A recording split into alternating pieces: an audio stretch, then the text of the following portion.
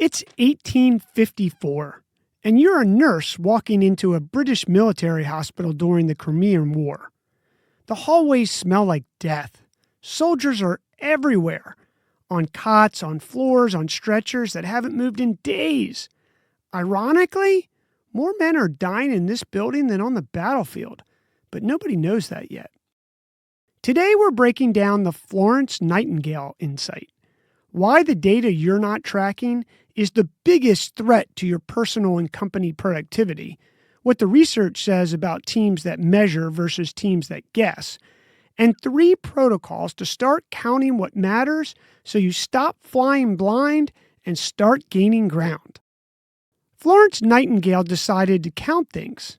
She collected data nobody else had gathered and built visual charts showing initial cause of injury, treatment history, and cause of death by month, and took all of this and presented it to Parliament. The British government sent a sanitary commission to the hospital. They flushed the sewers, cleaned the latrines, and removed a dead horse that was contaminating the water supply. The death rate dropped from 42% to 2% within 6 months. Her weapon wasn't medicine. It was data no one had thought to organize. Here's what the research says. A 2016 study published in the American Economic Review titled "The Rapid Adoption of Data-Driven Decision-Making" found that companies using data-driven decisions saw measurable productivity gains over those relying on intuition alone. Adoption nearly tripled between 2005 and 2010. The firms that committed to tracking real numbers outperformed the ones still managing by feel. Now, here are your 3 protocols to start measuring what matters.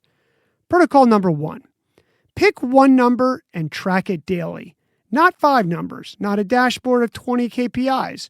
One metric that tells you whether your most important priority moved forward. At home, that might be daily discretionary spending when you're trying to hit a savings goal. At work, tasks completed versus tasks created. Write it on a sticky note next to your monitor or tape it to the fridge. When you see the number every day, the pattern becomes impossible to ignore, just like Nightingale's charts made death rates impossible to ignore for Parliament. Your protocol number 2? Run a 15-minute data audit every Friday. Open your budget, your calendar, your project tracker, whatever you're managing, and ask these 3 questions. What did I plan to accomplish this week? What did I finish? Where's the gap? The gap is your version of Nightingale's hospital ward. It's where the problem lives, and it only shows up when you look at the numbers side by side. Do this at the kitchen table before dinner or at your desk before you log off. 15 minutes, that's all it takes. And protocol number 3, share your number with one other person. Your partner for the household budget, a teammate for the quarterly project. Nightingale didn't just journal her findings, she took them to Parliament. Measurement without visibility is a diary entry. Measurement with accountability is a forcing function. Tell someone what you're tracking and what the number was this week. The information that changes everything is usually sitting right in front of you. Nobody's organized it yet, though.